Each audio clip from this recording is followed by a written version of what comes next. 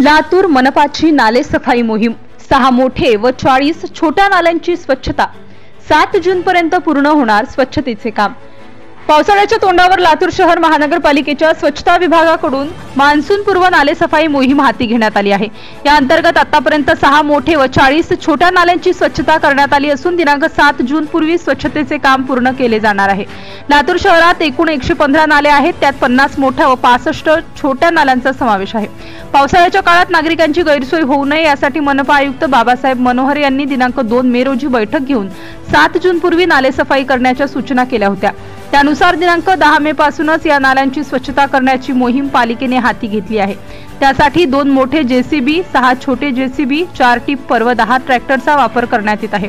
गतवर्षी पालिकेने नाले सफाई करून 250 टन घनकचरा संकलित केला होता। यंदाही त्याच पद्धतीने काम सुरू आहे।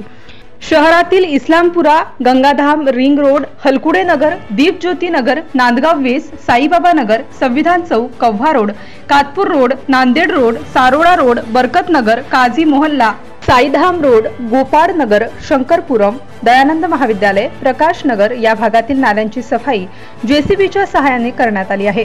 उर्वरित सर्व लहान मोठ्या नाल्यांची स्वच्छता दिनांक 7 जून पूर्वी करण्यात येणार असल्याची माहिती मनपा उपायुक्त शुभम कॅतमवार यांनी दिली।